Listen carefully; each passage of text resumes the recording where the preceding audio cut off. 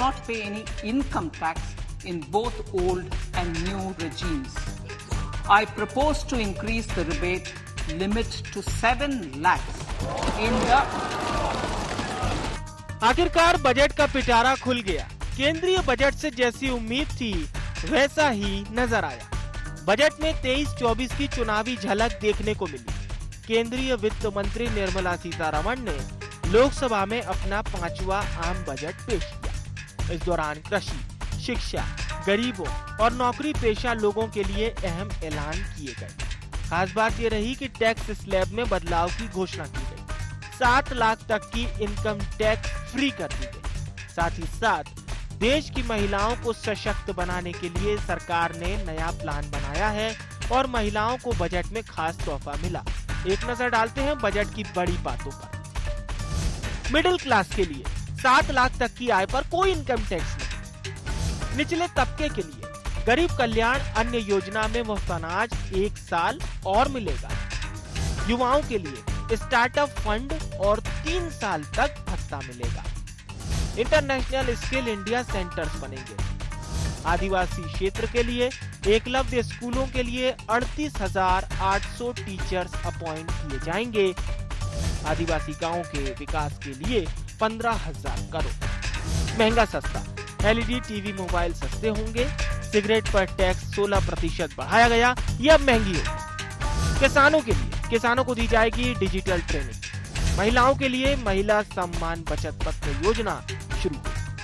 Railway 2.40 lakh crore रुपए का budget दिया गया। 5G सर्विस ऐप डेवलप करने के लिए इंजीनियरिंग संस्थानों में 100 लैब बनाई जाएगी।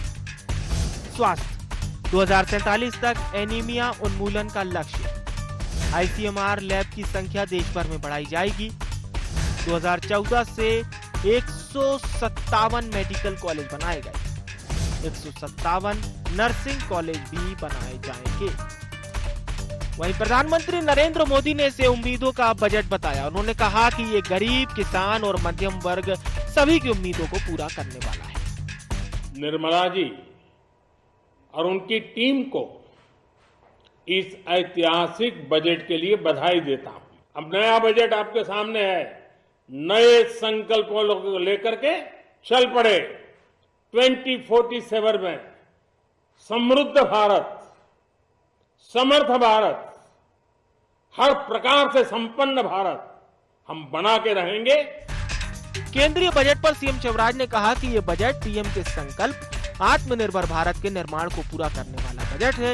एक वैभवशाली, गौरवशाली, संपन्न, समृद्ध, शक्तिशाली भारत के निर्माण का बजट है। ये बजट सर्वस्पर्शी और सर्वव्यापी है।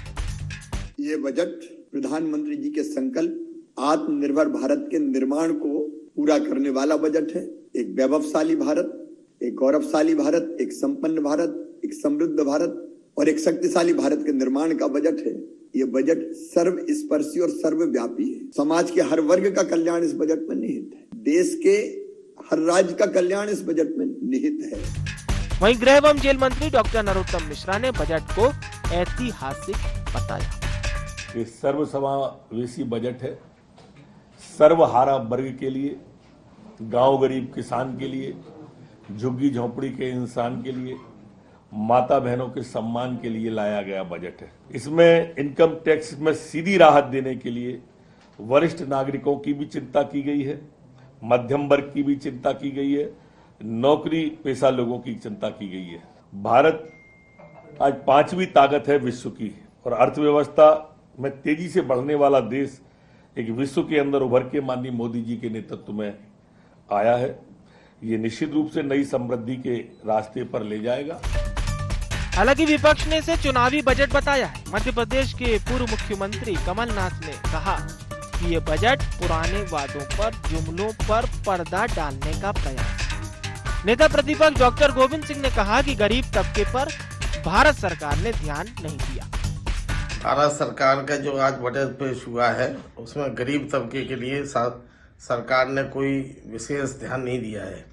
केवल मध्यम वर्ग के लिए, वो भी टैक्स में स्लैब बदले हैं, उसके नाम पर लोगों को गुमराह करने का, मिडिल क्लास को भी गुमराह करने का काम किया है।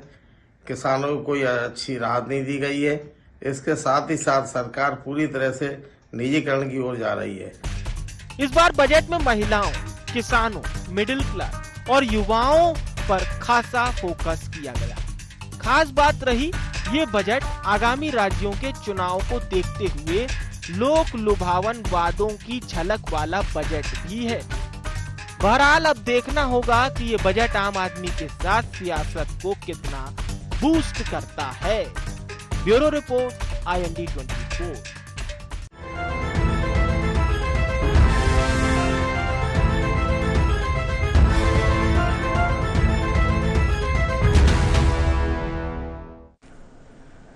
नमस्कार, बजट @2324 में आपका स्वागत है। मैं हूं आपके साथ नवीन पुरोहित। चर्चा को विस्तार देंगे उसके पहले IND एजेंडा के मुख्य बिंदुओं की तरफ एक निगाह डालते हैं।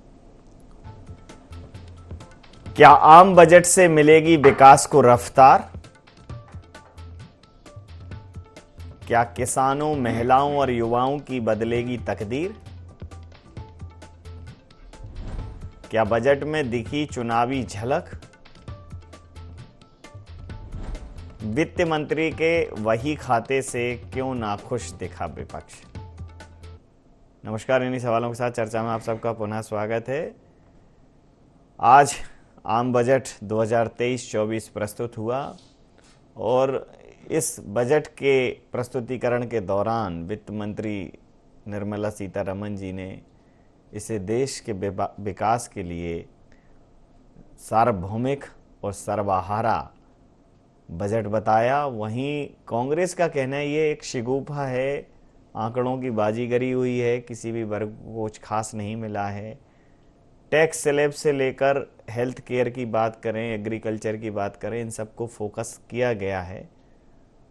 कुल मिलाकर समृद्ध भारत की भी बात इस बजट में की गई है। हालांकि 2047 बहुत दूर की बात है, लेकिन इस बजट को लेकर जिस प्रकार की मिली जुली प्रतिक्रियाएं आ रही हैं, अगर विपक्ष की बात करें तो विपक्ष इसे सिर्फ और सिर्फ खोखली आंकड़ों की जादूगरी बता रहा है, तो वहीं सत्ता पक्ष इसे अब तक का सबसे ऐतिहासिक बजट बता रहा है।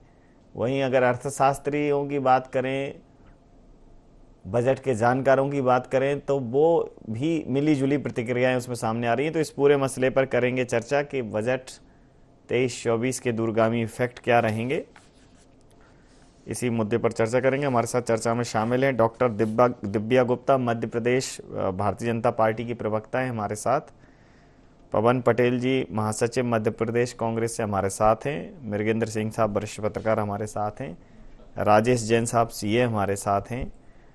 अजय गंगवानी जी, प्रवक्ता छत्तीसगढ़ कांग्रेस से हमारे साथ हैं। KS चौहान जी, प्रवक्ता छत्तीसगढ़ भारतीय जनता पार्टी से हमारे साथ हैं। आप समस्त महानुभावों का बहुत बहुत स्वागत।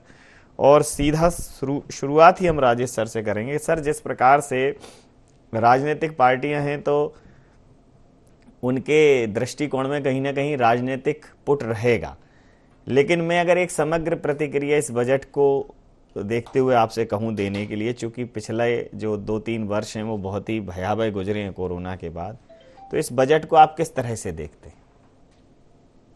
अमृतकाल का एक सुनहरा बजट सरकार ने पेश करने की कोशिश की है और 2047 के आंकड़ों के साथ अपनी बात रखने के प्रयास किया है।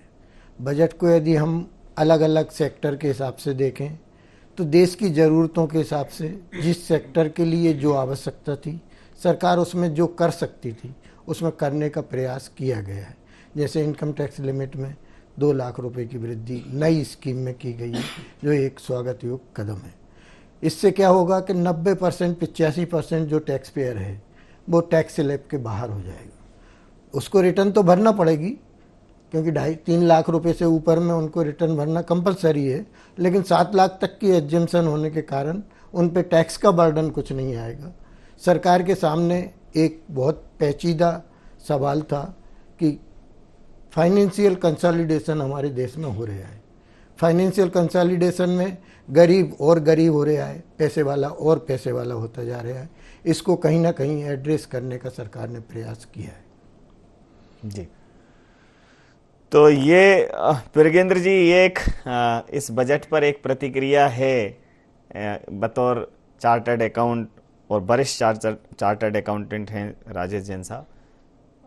अब चूंकि इसको लेकर, बजट को लेकर तमाम आरोप प्रत्यारोपों का दौर है, तो छनकर उसकी खूबियां और खामियां भी सामने आ रही हैं, तो आप क्या प्रतिक्रिया रखते हैं इस बजट के प्रति?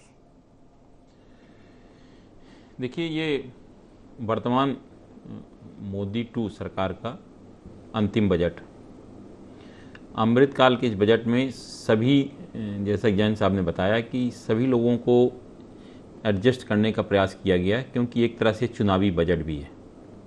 क्योंकि अगली बार जो बजट पेश होगा केवल खर्च चलाने के लिए कुछ महीनों के लिए पेश किया जाएगा, और फिर जब नई सरकार बनेगी तब बजट पेश करेगी। इस कारण आप देखिए, पूरे उसमें अगर केंद्र बिंदु देखें तो गांव और किसान है। निश्चित रूप से आज मध्य प्रदेश नहीं, पूरे देश में गांव और किसान ही यह तय करते हैं कि सरकार किसकी होगी। इसी कारण आप देखिए, पहली बार अभी तक विदेशों में आप सुनते थे, मोटे अनाज को लेकर सरकार ने कई सारी घोषणाएं की, कई योजनाएं दी हैं। तो मोटे अनाज के जैसे ही उत्पादन, चाहे कोदो की बात करें, कुटकी की बात करें, ज्वार की बात करें, या अपन बाजरे की बात करें, या और जो मोटे अनाज अलग अलग क्षेत्रों में होते हैं, बजरी जिसको कई क्षेत्र कहा जाता है, तो उसको लेकर जिस तरह सरकार ने ध्यान दिया, उसका मतलब इसका सबसे ज़्यादा अगर फायदा होगा 3 राज्यों को, मध्य प्रदेश, राजस्थान, महाराष्ट्र।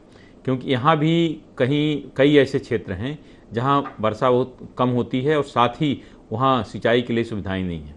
तो इसके माध्यम से निश्चित रूप से किसानों में काफ़ी फायदा होगा। किसान क्षेत्र एक नई क्रांति आ, कुछ ऐसे बंजर पड़े जहाँ पानी की व्यवस्था नहीं थी, वहाँ पहले कोदो, कुटकी, ज्वार, बाजरा की बोनी होती थी। चूँकि सरकार उसको खरीदती नहीं थी, कहीं उपयोग नहीं होता था, मवेशी तक के लोग खिलाने में जरा डरते थे, तो उसको जिस तरह से प्रोत्साहन दिया, निश्चित रूप से यह कहा जा सकता है कि एक अच्छा बजट वित्त मंत्री द्वारा पेश किया गया है। पवन पटेल साहब, देखिए एक मिलीजुली प्रतिक्रिया है, लेकिन आपको इस बजट में खामी ही खामी क्यों नजर आ रही है? कौन से चश्मे से देख रहे हैं?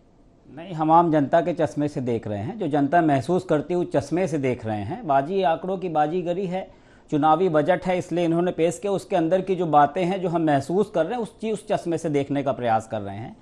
इन्होंने शिक्षा का बजट जो पहले 2.64% था, उसको घटा करके 2.51% कर दिया। शिक्षा ही चाहते नहीं, ये तो चाहते हैं कि लोग पढ़े ना, मोदी भक्ति में डूबे रहें। दूसरा, इन्होंने हेल्थ पे, जिस पे बहुत बड़ा काम करने की ज़रूरत थी, जो बड़ी बड़ी डीगे हाँके हैं, वो 2.20% से घटा करके कर दिया 1.98%। ये डेवलपमेंट कैसे लोगों को समझाने का प्रयास कर रहे हैं, घुमाएंगे। अभी इसमें बड़ी बड़ी चीज़ें लेके आएंगे। अब जो अन्नदाता की बात है, कृषि के ऊपर जो एक्सपेंडिचर होता है, उसका बजट पहले था 3.84%, उसको घटा दिया उन्होंने 3.20% कर दिया। कैसे किसानों के साथ न्याय कर रहे हैं, समझ से परे है। ग्रामीण हिस्से का बजट जो था, ग्रामीण रूरल डेवलपमेंट है, उसको भी उन्होंने कम कर दिया 5.81 से 5.29%। सब बजट कम करते जा रहे हैं। हमें उस ओर बढ़ना चाहिए कि हम फ्री में हेल्थ की दे सके, एजुकेशन दे सके, लेकिन ये किस ओर बजट जा रहा है हमें समझ में नहीं आ रहा है कि भारतीय जनता पार्टी के लोग किस चश्मे से देख रहे हैं, क्यों इस टाइप की बात करते हैं। इस टाइप के आंकड़े अगर बजट कम करते जाएंगे तो कैसे बढ़ेगा, हम समझ नहीं पा रहे हैं।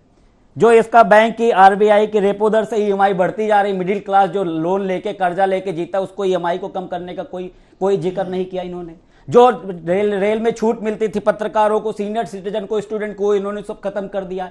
तो हमें समझ से नहीं पा रहा कि कोई व्यक्ति अगर बोल रहा है बजट बहुत अच्छा है, तो अगर पूरे पैमाने को देखेगा और निष्पक्ष होकर के सोचेगा, तो मैं दावे के साथ कह सकता हूं कि कोई नहीं कह सकता कि बजट आम जनता के हिसाब से है, जिस जनता को रिलैक्स देना चाहिए उसके हिसाब से है। बस मोदी जी, भारतीय जनता पार्टी का टारगेट रहता है, हर बार उनका टारगेट फिक्स है कि हमारा चुनाव हम कैसे जीतेंगे, किस मैनेजमेंट से चुनाव जीत सकते हैं, कौन सा वर्ग यहां पे है। ये जो इनकम टैक्स में रिलीफ दिया, जान रहे क्या मिडिल क्लास इस बार इनको चुनाव जिताएगा। जब किसान धरने पर बैठे थे तो मोदी जी ने, आज इस बार मोदी जी ने पहली बार मिडिल क्लास का जिक्र किया 9 साल बाद।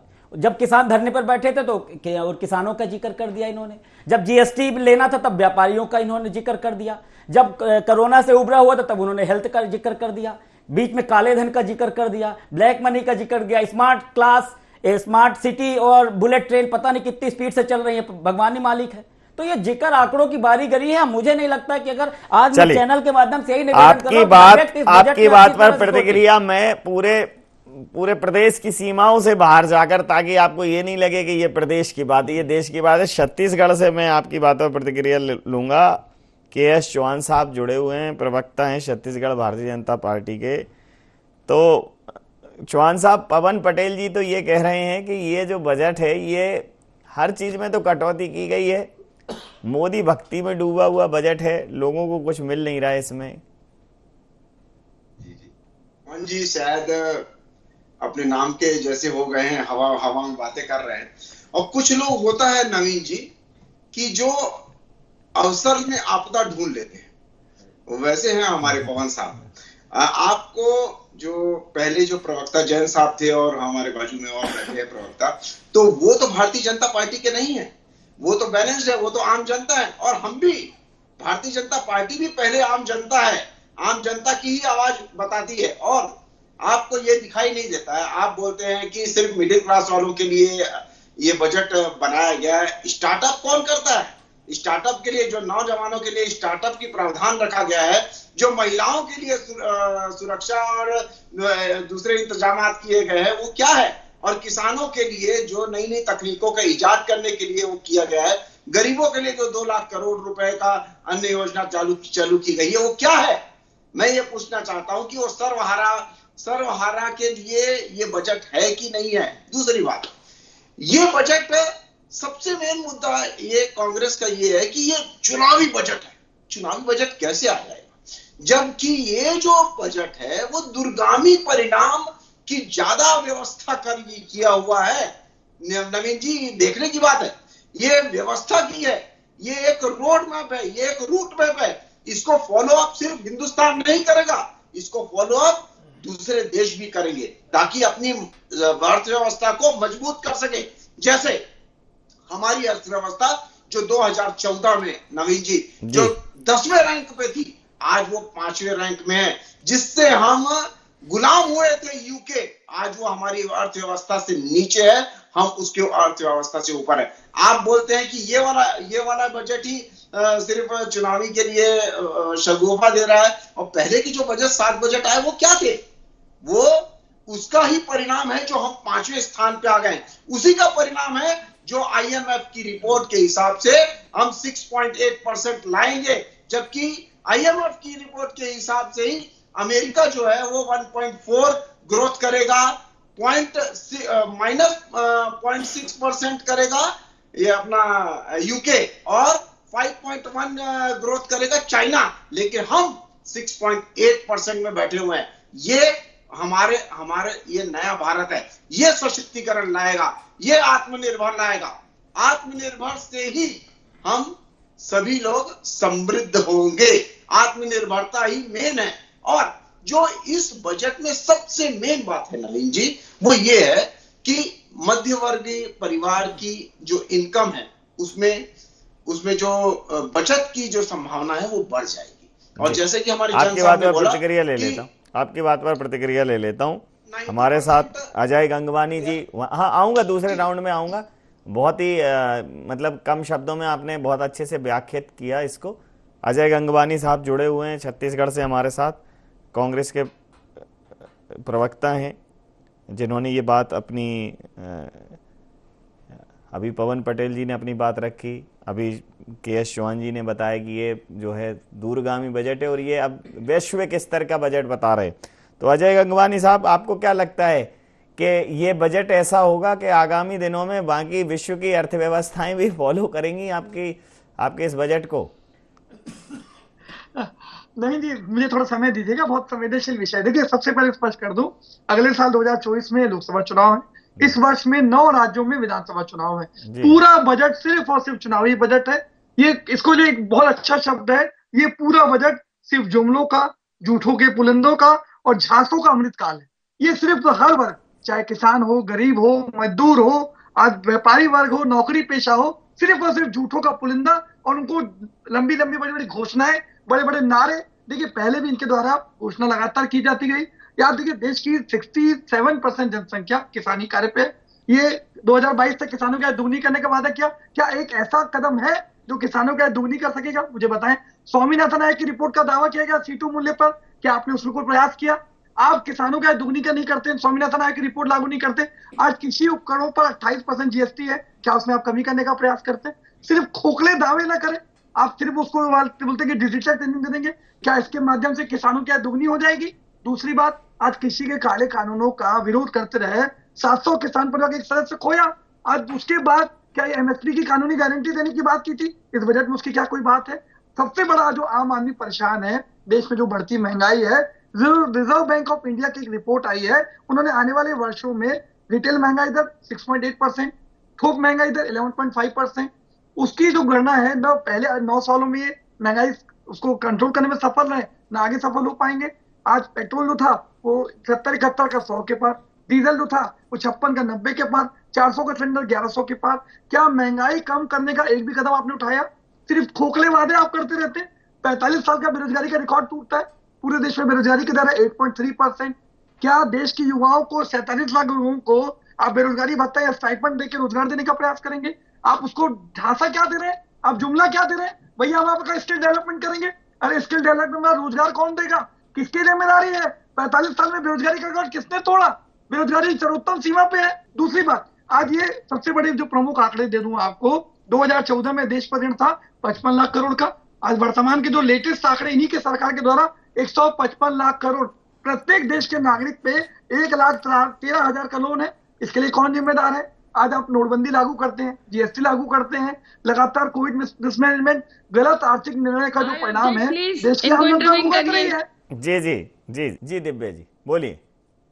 सर मेरा निवेदन नवीन जी बहुत सिंपली ये है कि देखिए जो बजट है वो बजट का विपक्ष द्वारा जो भी उनके उद्गार हैं वो उद्गार इसलिए जायज है क्योंकि उनकी छटपटाहट, उनकी बौखलाहट, उनकी तड़प, उनका सारा का सारा समझ में आता है क्योंकि ये उनके विजन, ये उनके कंट्रोल, ये उनकी समझ के बहुत परे का बजट है।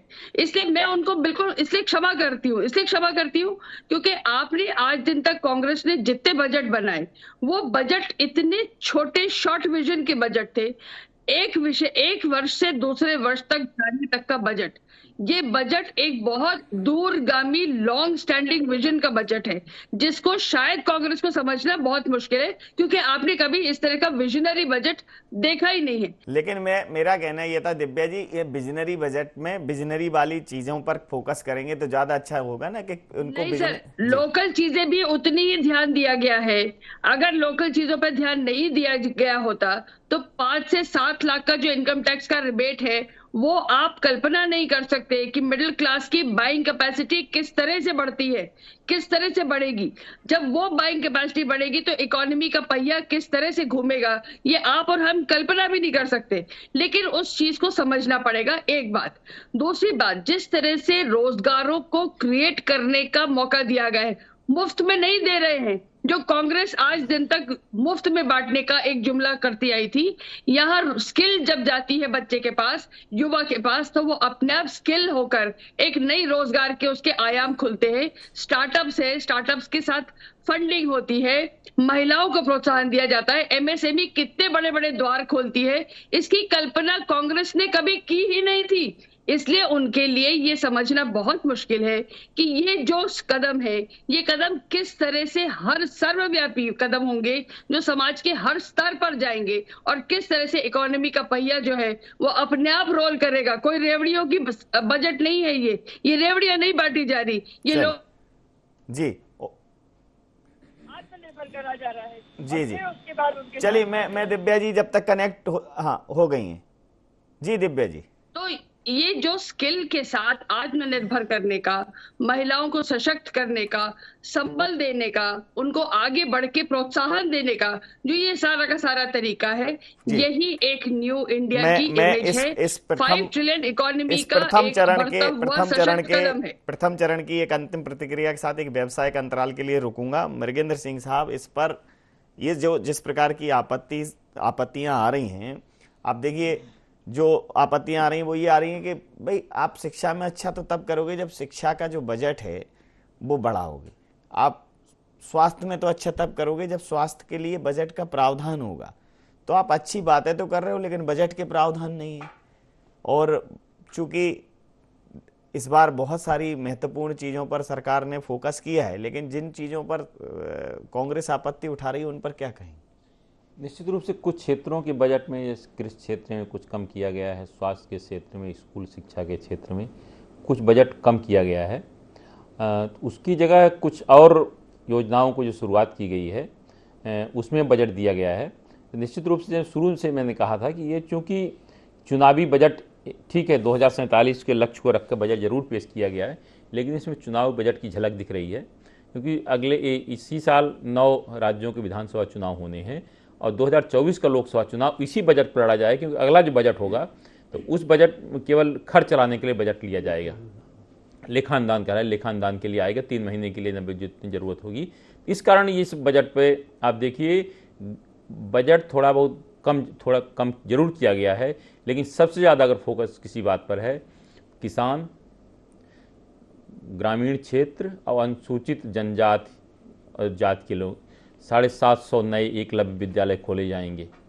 इस चीज़ों को मुझे लगता है चुनाव को ध्यान में रखकर कुछ चीज़ों बजट जरूर कम किया गया है, लेकिन अगर मुझे लगता है कि अभी सीए साहब बैठे हैं, अधिक जानते हैं कि अगर जरूरत पड़ी तो कुछ क्षेत्रों में बजट का अतिरिक्त प्रावधान भी किया जा सकता है। डिफेंस में काफ़ी बड़ा आया है budget, ministry of road and transports में बहुत बड़ा आया है, एयरपोर्ट को भी जी, रेलवेज में भी बजट का एलोकेशन किया है कि अगर मैं उस हिसाब से देखूं तो top allocation ministry of defence में ही है। बहरहाल ये एक वक्त है कि हम प्रथम चरण के इस समय सीमा में एक व्यावसायिक अंतराल के लिए यहाँ रुकेंगे, उसके तुरंत बाद फिर से चर्चा में हाजिर होंगे। तो रुकते हैं एक छोटे से कमर्शियल ब्रेक के लिए।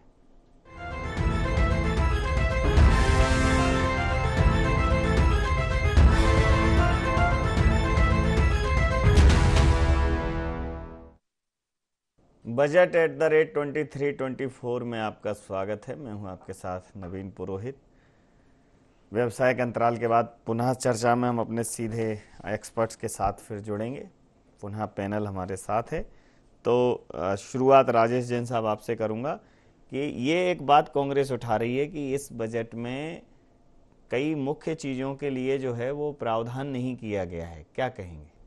देखिए, जिन मदों में एलोकेशन कम दिख रहा है, तो एक तो जैसे मेडिकल की बात की गई, एजुकेशन की बात की गई। मेडिकल और एजुकेशन में पिछले 2 सालों में कोरोना के कारण गवर्नमेंट को अप्रत्याशित रूप से एलोकेशन बढ़ाना पड़ा था। अब जो है कोरोना से हम बाहर आ चुके हैं, तो मेडिकल में जो अधोसंरचना के लिए बहुत बड़ा अमाउंट खर्च किया गया था उसकी अब आवश्यकता नहीं है, इसलिए वो अमाउंट आपको कम दिख रहा है। एजुकेशन में भी मेडिकल एजुकेशन के ऊपर खर्च करने के लिए एलोकेशन बढ़ा के किए गए थे, वो भी उसमें कम दिख रहे हैं, इसलिए कम दिख रहा है। तो ये जिस प्रकार से ये इसमें आपको इस बजट में सबसे महत्वपूर्ण बात क्या नज़र आ रही है कि ये जो है ये ज़्यादा दूरगामी, इसके परिणाम बहुत अच्छे होंगे और आगामी 5 वर्षों में इसका लाभ दिखेगा देश को? मोदी जी के बजट को यदि आप देखेंगे तो अपॉर्चुनिट बजट नहीं होता उनका, मौका परस्ती उसमें नहीं दिखती। वो देश की ज़रूरत को पहले प्लान करते हैं, फिर उन ज़रूरतों को एड्रेस करने के लिए बजट में प्रावधान करते हैं। आप देखेंगे कि उन्होंने पहले स्टडी की कि किस क्षेत्र को क्या ज़रूरत है। जैसे सीनियर सिटीजन ब्याज के रेट घटने के कारण अपने आप को ठगा हुआ महसूस कर रहे थे, तो उन्होंने 2 प्रोविज़न लाके, एक MIS में एलोकेशन 4.5 लाख की जगह 9 लाख रुपए की लिमिट की है और 15 लाख रुपए जॉइंट अकाउंट की है। दूसरी सीनियर सिटीजन FDR में डिपॉजिट के लिए लिमिट को 30 लाख रुपए तक 15 से बढ़ा के 30 लाख कर दिया, जिस पे 8% ब्याज मिलता है। तो इससे उनके जो जीवन यापन के लिए खर्चे की ज़रूरतें पूर्ति नहीं हो पा रही थी, वो निश्चित रूप से अब अपने खर्चे डिपॉजिट और ब्याज की आमदनी से कर पाएंगे। दूसरे और भी हर क्षेत्र में जब आप एलोकेशन और ज़रूरतों की पूर्ति करते हुए देखेंगे तो आप पाएंगे कि उनकी ज़रूरतों की पूर्ति करने का प्रयास किया गया, उसमें चुनाव या और कोई एंगल नहीं है। तो पवन जी, ये मतलब मौका परस्ती वाला बजट नहीं है ना? नहीं, मैं तो बड़ा छोटा सा हूँ बंदा में, मेरे को एक चीज़ बड़ी समझ में नहीं आ रही कि अब आदरणीय सीए साहब बोल रहे कि हेल्थ एजुकेशन में ज़रूरत है नहीं, पूरा सब एकदम तार अपन एकदम सब फुलफिल है, ऑक्सीजन प्लांट बन चुके हैं। अभी कोरोना आ रहा तो लग रहा तो फिर से वही हालत हो जाएगी। 2-4 दिन टीवी में आया, उसका चाइना में कोरोना कहाँ गया पता ही नहीं चल पाया। लेकिन बड़ा समझ से परे कि एजुकेशन का बजट कम कर दिया, क्योंकि एजुकेशन की जो सब पढ़ लिख कर तैयार हो चुके हैं, बेरोजगार कहीं है ही नहीं। तो ये तो बड़ा बेसिक चीज है कि शिक्षा इंफ्रास्ट्रक्चर में बजट कहीं से कम होने का सवाल ही नहीं उठता। अभी मुझे लगता है कि बहुत काम करने की जरूरत है। और दूसरा जो बोल रहे हैं ग्रामीण क्षेत्र किसानों का, उसमें ग्रामीण इंफ्रास्ट्रक्चर में भी बजट कम किया हुआ, कैसे उनकी आय दुगनी करेंगे? मैं कहना चाह रहा हूं कि आदरणीय मोदी जी ने जो पहले भी बजट किया था, जो चीजें 2022 में पूरी होनी थी, किसानों की आय दुगनी होनी थी, उस बजट का क्या हुआ? आदरणीय दिव्या जी सब बोलेंगी कि ये बड़ी बातें करते हैं, ये है वो है, लेकिन पॉइंट टू पॉइंट बात नहीं करेंगे। मैं अभी भी कह रहा हूं पॉइंट से पॉइंट बात नहीं करेंगी।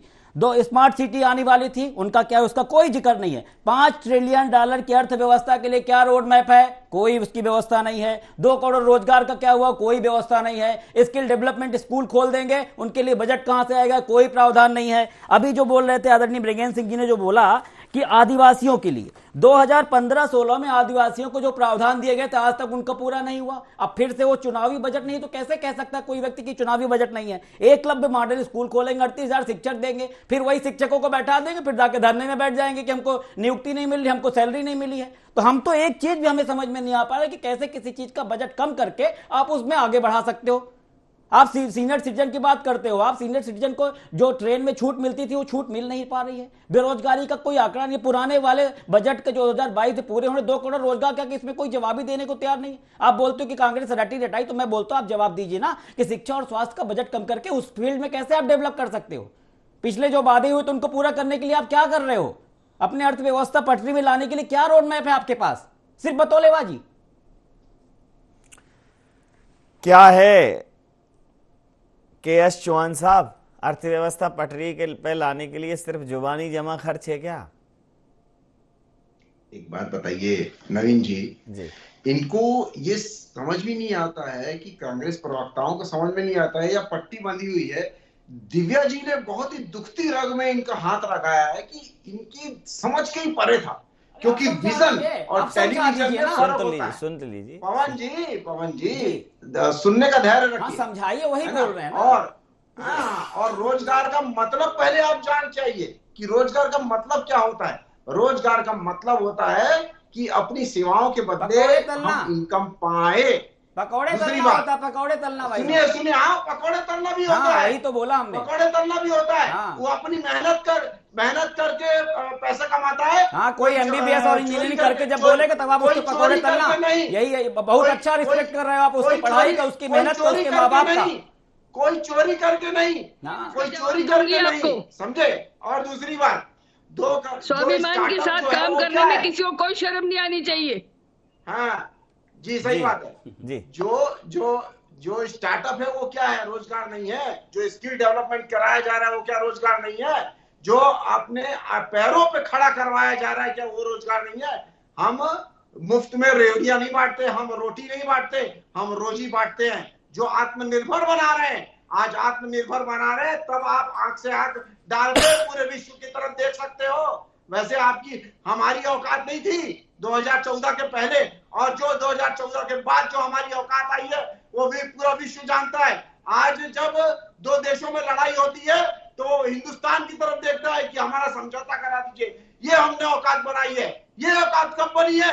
ये औकात तब बनी है जब हम आत्मनिर्भर हुए, जब रोजगार, जब लोग, यहाँ के आम लोग अपने पैरों पे खड़े होना सीख गए हैं, अपनी रोजी रोटी कमाना सीख गए, किसी और पे आत्मनिर्भर नहीं है। आज पाकिस्तान और एक दिन प्रदेश का दौरा करते कितने लोग खड़े अपने पैरों पे, या कितने लोग धरने पे बैठे हैं। पवन जी सुनिए, साहस रखिए। और उसके बाद बता दूं, आज जो हम मोबाइल बनाने में सेकंड नंबर है, और हम अभी रक्षा के जो इक्विपमेंट्स हैं उसमें हम आत्मनिर्भर होते जा रहे हैं। 80% हमारे भारत में बनते। ये स्थिति आ गई कि हम निर्यात करने लग गए हैं रक्षा के इक्विपमेंट्स। ये 2014 के पहले थी स्थिति। दिव्या जी ठीक बोलती है कि आप लोग इसको पचा नहीं पाएंगे। अरे इसको पचा कैसे पाएंगे? आपकी सोच से ही बाहर है। ये आपकी दुखती रग में आपने दिव्या जी बहुत अच्छा है ना कि बजट कम करके कैसे उसमें आप काम करोगे, उसका बताने का प्रयास करिए। हम तो बड़े नासमझ हैं। अरे सुनिए, और स्टार्टअप क्या होता है? और एकलव्य स्कूल क्या था? और मैं आपको बता बता दूं, मैं लिख के दे दूं, आप नोट कर लीजिए। अगर ये क्लब स्कूल खुल जाए, 38,000 लोगों को नौकरी दे देना तो मैं बात करना बंद कर दूंगा। बतौलेबाजी करते हो। पहले क्या हुआ, पिछले 2022 में जो चीजें पूरी हुई थी क्या हुआ? आपको क्या है, आप प्रवक्ता छोड़ के वही जुमलेबाजी करिए आप लोग। हम चलिए, बताइए ना, चलिए, 2022 में जो योजनाएं पूरी हुई थी उनका क्या हुआ? चौहान साहब की बात पर प्रतिक्रिया मैं अजय गंगवानी जी से लूंगा। अजय जी बोलिए। ये कह रहे हैं आप पचा नहीं पाएंगे, आपका डाइजेशन खराब हो जाता है भारतीय जनता पार्टी जब अपना कोई भी नया एजेंडा लॉन्च करती है, तो चाहे वो बजट हो या कोई विजन हो या कोई और डॉक्यूमेंट हो, भारतीय जनता पार्टी की सोच जो है वो आपको एडजस्ट होती नहीं है, डाइजेस्ट होती नहीं है। नवीन जी देखिए, कहीं ना कहीं जो भारतीय जनता पार्टी की सोच है, जो उनका काम करने का तरीका है, जो बजट है, उसको देश की आम जनता स्वीकार नहीं कर रही है। तो कहीं ना कहीं दिव्या जी में बौखलाहट दिखती है और चौहान जी में बौखलाहट दिखती है। ये जो पूरा बजट है, न इसमें बेरोजगारी के लिए जो रोजगार को डेवलपमेंट करने का, न इसमें रोडमैप है, न महंगाई को नियंत्रित करने का कोई ब्लूप्रिंट है, न किसानों की एमएसपी की कोई गारंटी है। दूसरी बात, इनको शांत करिए। सुन लीजिए चौहान साहब सुन लीजिए, फिर चर्चा वैसी हो जाती है। जी चौहान साहब। देखिए, मैं एक बहुत अच्छी चीज और कर दूं। देखिए, आज लगातार इनके प्रवक्ता, चाहे भारतीय जनता पार्टी के नेता 7 लाख का दावा कर देते हैं। उसका स्पष्ट आईना दे दूं आपको। इस जो 7 लाख की लिमिट की छूट दी गई है, उसमें एक शर्त डाली गई है, जो इफ और बट डाला गया वो समझने की जरूरत है। इसमें स्पष्ट रूप से कहा गया है 7 लाख की छूट सिर्फ उसी को मिलेगी जो पुराना टैक्स रिजिम छोड़ के नया टैक्स रिजिम अपनाएगा। नया टैक्स रिजिम में अंतर समझिए। इनको शांत कर लीजिए पहले चौहान जी। सुनिए तो चौहान साहब पहले सुन लीजिए, फिर कोई आपत्ति होगी तो मैं आपकी बात भी सुनूंगा। बात तो सुन लीजिए जी। 7 लाख में क्या कह रहे हैं गंगवानी साहब जी? बहुत महत्वपूर्ण विषय जो छत्तीसगढ़ की जनता, देश की जनता। मैं आऊंगा चौहान साहब, आपके पास आऊंगा। चौहान साहब आऊंगा, इनकी बात का तत्काल आऊंगा जी। देखिए, सबसे महत्वपूर्ण विषय ये है कि 7 लाख की छूट जो निर्मला सीतारमण जी ने दी है, उसके साथ एक शर्त लागू है कि आपको पुराना टैक्स रिजिम छोड़कर न्यू टैक्स रिजिम की बाध्यता है। अब न्यू टैक्स रिजिम में नुकसान क्या है वो बता दूं आपको। अगर कोई व्यक्ति, कोई करदाता अगर न्यू टैक्स रिजिम अपनाता है तो उसको 80C के अंतर्गत जो LIC पे करता है, प्रोविडेंट फंड का पे करता है, म्यूचुअल फंड का, उसकी छूट नहीं मिलेगी। जो मेडिक्लेम पटाता है उसकी छूट नहीं मिलेगी। हाउस लोन का जो इंटरेस्ट बताता है उसकी छूट नहीं मिलेगी। मतलब आप गोल घुमाकर आम आदमी को 1 रुपए का फायदा देने का प्रयास नहीं करते, आप नियम और शर्तें लागू करते हैं। देश की जनता 80C की जो छूट की लिमिट थी 1.5 लाख, उसको बढ़ा के 3 लाख की एक्सपेक्टेशन था। क्या आपने किया? स्वास्थ्य का प्रीमियम जो हम पहले 20,000 बढ़ाते थे वो 50,000 तक पहुंच गया है, लेकिन लिमिट वही 25 की 25 है। आप स्वास्थ्य बीमा प्रीमियम की लिमिट क्यों नहीं बढ़ा रहे 25 से 50,000? आप जो हाउसिंग लोन था जिसका लगातार रेपो दर RBI ने पिछले 1 साल में 5 बार रेपो दर बढ़ाया है, सारे EMI के रेट्स बढ़ रहे हैं, तो हाउसिंग लोन की जो इंस्टॉलमेंट है उसका जो इंटरेस्ट है उसको 2 लाख से बढ़ा के 4 लाख एक आम नागरिक इंतजार कर रहा था। क्या आपने किया? छत्तीसगढ़ के मॉडल की गूंज, एक बहुत बड़ा प्रमुख विषय में बात करूं नवीन जी, कहीं ना कहीं जो देश का बजट है उसमें छत्तीसगढ़ मॉडल की गूंज है। आज पहले मोदी जी ने मिलेट मिशन की बात की थी, अब इस जो बजट आया है उसमें भारतीय मिलेट संस्थान की बात की गई है। क्या मिलेट संस्थान बनना उपयुक्त है? आज छत्तीसगढ़ में कोदो, कुटकी, रागी जैसे चीजों का मिलेट जो प्रोडक्ट्स है उसको 3,000 रुपए MSP खरीदी कर रहे हैं, प्रति एकड़ 10,000 की सब्सिडी दे रहे हैं। तो ये मिलेट संस्थान बनाने से नहीं होगा, आप MSP की गारंटी तो दीजिए। आज शीशी के काले कानून के खिलाफ 700 किसान परिवार खोते हैं, आप MSP की गारंटी देते हैं। मिलेट मिशन के लिए क्या आप MSP की गारंटी दे रहे हैं? तो ये दोहरा चित्र न दिखाए। आप देखिए, चलिए ये आता हूँ गंगवानी साहब, मैं आता हूँ अभी आप दोनों लोगों के फिर आऊंगा मैं। एक राउंड और होगा बड़े आराम से। मैं 30 सेकंड ले रहा हूँ, जरूरी चीज है, सिर्फ 30 सेकंड में बात कंप्लीट करूंगा मेरी, सिर्फ 30 सेकंड आपसे ले रहा हूँ। नवीन, एक सबसे प्रमुख जो आज बजट का मुद्दा है, इस बजट में 11,80,000 करोड़ के अतिरिक्त खर्च की बात की गई है। जो GDP का जो कुल आय है उसका 25% है। आज IMF की बात कर रहे हैं, देश पे जो ऋण है 155 लाख करोड़ का है, कुल GDP का 83%। पूरी जिम्मेदारी से इस बात को कह रहा हूँ, IMF ने कहा है 83% GDP का ऋण है। तो किसको किस स्थिति में जब देश का खजाना खाली है, रिजर्व बैंक का लिमिट आपने यूज कर लिया है, आज पूंजीपति मित्रों का 1.5 लाख रुपए छोड़ देते हैं, आज बिल्कुल डिफॉल्टर का 11 लाख। मैं आऊंगा, मैं आपसे एक्सप्लेनेशन लूंगा चौहान साहब आपसे एक्सप्लेनेशन लूंगा, मानिए तो। चौहान जी जानते हैं कि सच पहुंचे नहीं, देश की जनता ये सच समझे नहीं, जो जुमलेबाजी कर रहे हैं, आंकड़ों की बाजीगरी कर रहे हैं, समझता हूं। आप देश की जनता को और नहीं ठग सकते। समझता हूं। दिव्या जी क्या कहेंगी, उसके बाद चौहान साहब से प्रतिक्रिया लूंगा। जी दिव्या जी क्या कहेंगी?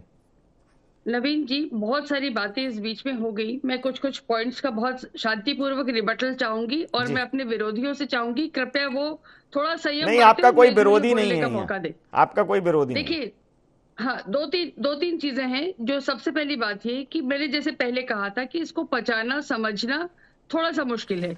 आप जिस तरह की बातें कर रहे हैं उस बातों में इनकम टैक्स की रिबेट में कोई इफ एंड बट नहीं है। जो भी इफ एंड बट है वो अगेन फिर वही बात कि आप उसमें से कुछ बातें प्लीज आपने बोला मैंने सुना, आप प्लीज आपने बोला मैंने सुना, आप चुप रहेंगे प्लीज। आप please please wait for your turn और न्यू टैक्स रिजीम की सर, बात है, please wait for your check कर लीजिए। मेरा कहना ये था कि दिव्या जी जो उन्होंने बोला कि ये जो नए टैक्स रिजीम में आएंगे तो जो पुराने बेनिफिट्स होते नवीन जी, थे उनके लिए एंटाइटल, हाँ उनके लिए एंटाइटल रहेंगे नहीं रहेंगे, क्या ये बात सही है? आप सीधे पूछ सकते हैं सर। आप मुझे बोलने का मौका देंगे या नहीं? जी सुनिए, बोलिए आप अकेले बोलते रहेंगे? बोलिए दिव्या जी, नहीं तो हम पूछ लेंगे ये बात आपकी, बोलिए। बिल्कुल सही जी।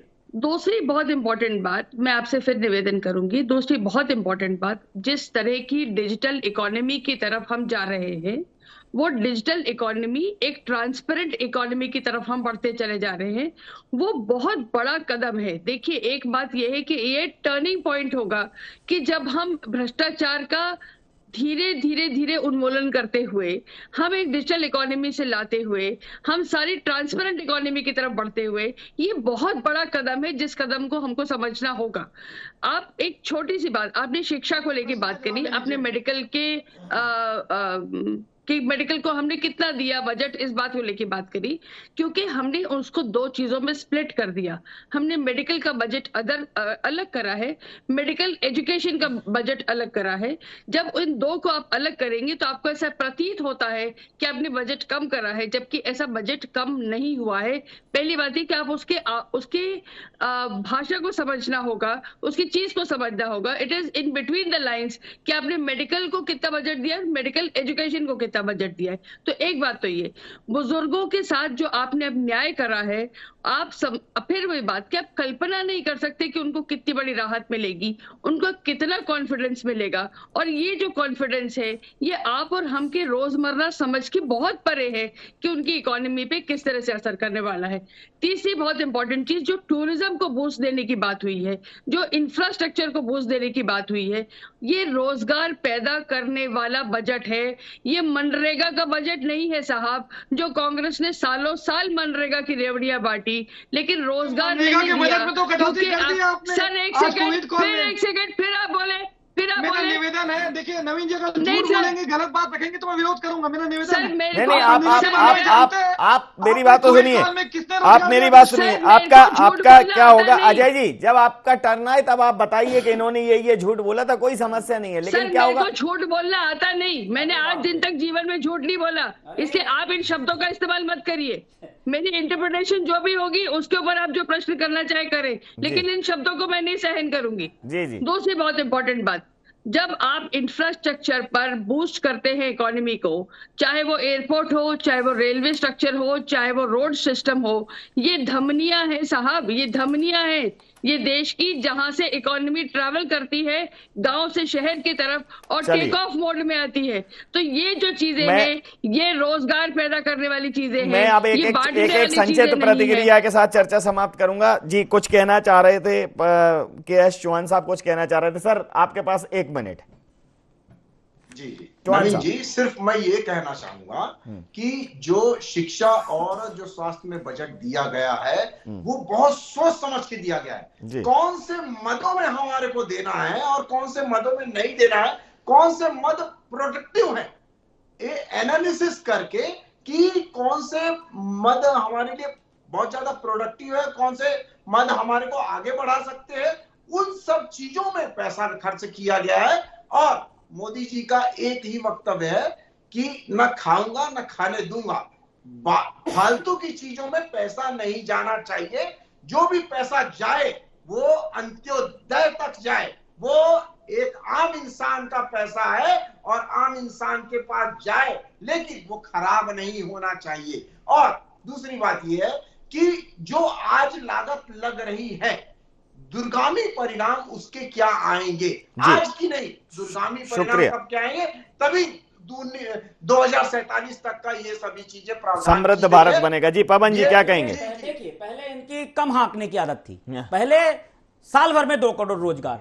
स्मार्ट सिटी अब 2047 बताने लगी, तो लंबी आंखों। और दूसरा जो बोल रहे, कोई भाजपा का व्यक्ति झूठ नहीं बोलता, ये समझ के सब पड़े हैं कि क्या मोदी जी ने 2 करोड़ रोजगार का वादा नहीं किया था? पॉइंट टू पॉइंट जवाब दीजिए। क्या मोदी जी ने 100 दिन में काला धन लाने का वादा नहीं किया था? पॉइंट टू पॉइंट बोल, नहीं पॉइंट टू पॉइंट नहीं बोलेंगे आप।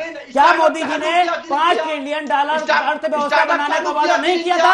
आप नहीं बोलेंगे, आप पॉइंट टू पॉइंट नहीं बोलेंगे। और आपने जो बोला, सुनिए मेरी बात सुनिए, मेरी बात सुनिए, और आपने जो बोला, सुनिए, आपकी बात मैंने सुनी ना, आपने जो बोला तो आप कि जवाब बहुत क्यों मांग रहे हैं? आप समझ अपनी करके बात मोदी करो। जी ने बहुत समझदारी से किया है कि कहां पैसा बर्बाद नहीं हो। मतलब सीनियर सिटीजन को आप रेलवे में छूट देते थे, वो पैसा बर्बाद होता था। रोजगार देते थे, वो पैसा बर्बाद होता था। बच्चों को पढ़ने के लिए, एजुकेशन के लिए जो बजट था वो बर्बाद होता था। चलिए पवन जी, ये बताना चाहते हैं? पवन जी, क्या ये पवन जी कह रहे हैं क्या मोदी जी ने रोजगार नहीं कहा था 2 करोड़? बोलेंगी दिव्या जी?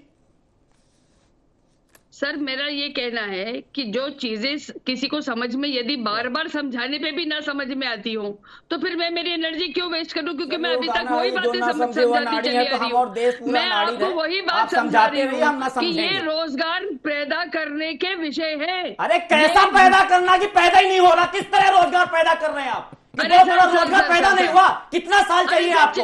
आप सुनिए, आप लोगों को सत्ता की भूख पर कम करके आम जनता के लिए सोचना चाहिए। आपका पूरा बजट सिर्फ और सिर्फ चुनावी बजट है। रोजगार पैदा कर रहे हैं, बड़ा दूर का विजन है। आम आदमी को लाभ क्यों नहीं मिल पा रहा है? आम आदमी क्यों परेशान है? क्यों हर जगह कोई धरने पे बैठा हुआ है? क्यों किसान आत्महत्या कर रहा? क्यों बेरोजगार आत्महत्या कर? इसका जवाब पवन जी, आप लोग की बाजीगरी करिए बस। पवन जी 60 साल तक मिसमैनेजमेंट की राजनीति करने वाली कांग्रेस आज अगर किस मुंह से हमसे जवाब मांग रही है? 60 साल तक किया पवन तो इतनी महंगाई हुई। आपने मिसमैनेजमेंट की राजनीति करी 60 साल तक बेशर्मी से। जी ठीक है दिव्या जी, आपने कहा कि ये समझ नहीं रहे। अजय जी, आप लोग समझेंगे नहीं भारतीय जनता पार्टी की बात को, क्या कहेंगे? देखिए, कहीं ना कहीं यहाँ भारतीय जनता पार्टी के दोनों प्रवक्ता सही चीज को, गलत आंकड़ों की बाजीगरी को सही साबित करने का कितना भी प्रयास कर ले, देश की जनता बहुत समझदार है। ठीक है, कुछ चीजें और स्पष्ट करूं, लगातार ये आपने 7 लाख की लिमिट की बात की, उसका जवाब नहीं दिया आखिरी तक।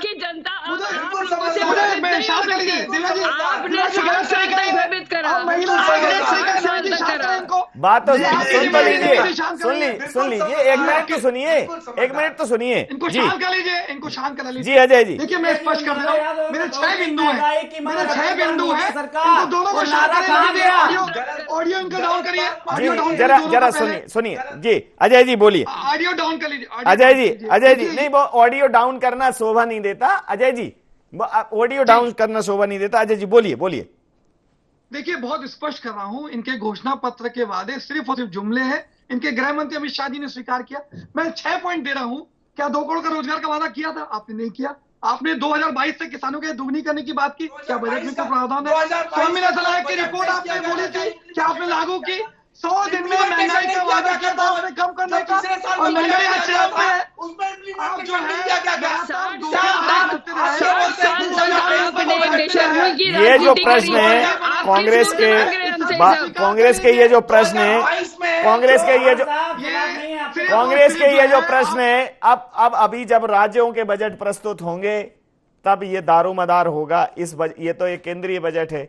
अब जब राज्यों के बजट होंगे तो राज्यों के जो एलोकेशन होंगे वो डिफर करेंगे कि छत्तीसगढ़ में कांग्रेस की सरकार क्या करती है, मध्य प्रदेश में भारतीय जनता पार्टी की सरकार क्या करती है, या सरकारों के चरित्र एक जैसे होते हैं।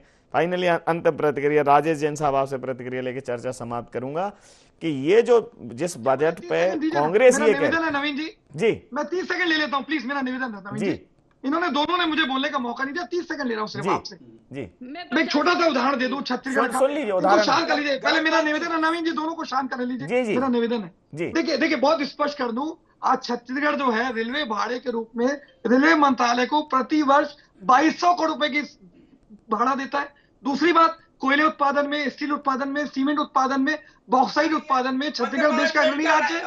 लेकिन यहीं पर 400 ट्रेनें कैंसिल की जाती है। आज केंद्रीय योजनाओं में एक भी योजना, एक भी घोषणा छत्तीसगढ़ के लिए नहीं है। ये दोहरा व्यवहार, ये मैं ले लेता हूँ, प्रतिक्रिया ले लेता हूँ। अजय जी प्रतिक्रिया ले लेता हूँ। अजय जी प्रतिक्रिया ले लेते, प्रतिक्रिया ले लेते, अंतिम प्रतिक्रिया के साथ चर्चा समाप्त करूंगा। इसमें एक चीज और आई है कि जो यही चरित्र है, ये चाहते नहीं है कि देश की जनता के सामने सही तथ्य सही जी प्रतिक्रिया ले लेते, अंतिम प्रतिक्रिया के साथ अंतिम प्रतिक्रिया के साथ चर्चा समाप्त, अंतिम प्रतिक्रिया के साथ चर्चा समाप्त करूंगा। अजय जी, महंगाई कम की, अजय जी, 2022 तक अजय जी बोल रहे हैं, हम समझ ही नहीं पा रहे, अजय जी अब प्लीज पैनल से मेरा निवेदन है कि अभी समझने के लिए हमें मोदी भक्ति का चश्मा लगेगा तभी समझ में आएगा। पैनल से निवेदन है कि अब इस चर्चा को यहाँ छोड़ते हैं। आपकी चर्चा से जनता समझेगी, जनता सच तक जाएगी आपकी चर्चा से। चर्चा को छोड़ देते हैं यहाँ। जनता बहुत तार्किक है, जनता समझेगी कि उसे जो बताया जा रहा है वो वास्तविकता के धरातल पर है या नहीं। अन्यथा सरकारें क्यों बदलती हैं अगर जनता को समझ में नहीं आता। राजेश जैन साहब अंतिम प्रतिक्रिया के साथ कि कई जगह से अब ये भी आरोप है कि भाई हर राज्य का अपना एक नेचर है, उसकी अपनी प्रकृति है, उसकी अपनी उत्पादकता है, उनके साथ भी पक्षपात हुआ है, ये भी एक बात सामने आ रही। देखिए, आपको एलोकेशन की डिटेल में जाके देखना पड़ेगा। सेंट्रल गवर्नमेंट डिमांड क्रिएट करवाती है, हर स्टेट से उसकी ज़रूरतों के बारे में पहले जानकारी लेती है, फिर जो उनके पास टोटल अवेलेबल फंड होते हैं उनमें से वो जहां ज़रूरत ज़्यादा है वहां पहले एलोकेशन करते हैं। ऐसा हो सकता है कि अपोजिशन की सरकार को ऐसा लग रहा हो कि उनकी ज़रूरतों की पूर्ति नहीं की गई, लेकिन जब आप ओवरऑल सिनेरियो देखेंगे, देश की आप अवेलेबल फंड देखेंगे और देश की ज़रूरतें देखेंगे, उसमें कई गुना का अंतर आप पाएंगे। तो निश्चित रूप से राज्य सरकारों की पूरी मांगे तो पूरी नहीं होती हैं बजट में, लेकिन एक रेशो बना के उसकी पूर्ति करने का प्रयास किया जाता है। ऐसा केंद्र सरकार ने भी किया होगा निश्चित रूप से। जिन राज्यों की जो डिमांड थी उनको उस रेशो में पूर्ति की होगी। समय सीमा के चलते मैं ये चर्चा यहाँ समाप्त करूंगा। आप समस्त महानुभावों का बहुत बहुत धन्यवाद, बहुत बहुत आभार। तो जिस प्रकार का ये बजट है उसको लेकर कांग्रेस काफी उग्र है और उसका कहना है कि ये सिर्फ आंकड़ों की बाजीगरी है, बल्कि आंकड़ों की बाजीगरी के नाम पर जनता को सिर्फ और सिर्फ लोक लुभावन वादे किए गए हैं, देवा स्वप्न दिखाए गए हैं जो पूरे होने वाले नहीं है। वहीं भारतीय जनता पार्टी का कहना है कि ये ऐतिहासिक बजट है, ये भारत को समृद्ध बनाने वाला बजट है। और जिस प्रकार से जो टैक्स स्लैब है वो भी अभी उसकी स्थिति स्पष्ट नहीं है कि ये तीसरी जो उसमें भी असमंजस है। बाकी वो यह स्पष्ट है कि ये एक तीसरा रिजीम अगर कोई फॉलो करता है तो सीधे 7 लाख तक उस पर कोई टैक्सेशन नहीं है। तो कम से कम जिनकी सैलरी जो पेड एम्प्लॉई हैं, वेतनभोगी जो हैं, उनको एक सीधा फायदा मिलेगा। लेकिन जिस प्रकार से ये प्रावधान है शिक्षा के क्षेत्र में, ये प्रावधान है सुरक्षा के क्षेत्र में, ये प्रावधान है स्वास्थ्य के क्षेत्र में, इसको लेकर बहुत दावे आपत्तियां हैं। अब उनको लेकर भारतीय जनता पार्टी इसको उपलब्धि की तरह जनता के सामने जाएगी और कांग्रेस उनको लेकर केंद्र सरकार की विफलता के तौर पर सामने जाएगी। तो देखना दिलचस्प रहेगा कि इस बजट का, इस जोड़ घटाने का चुनावी परिणाम क्या रहता है। आई इंडिया एजेंडा में इतना ही। आप बने रहिए आई इंडिया 24 के साथ और देखते रहिए आई इंडिया 24। नमस्कार।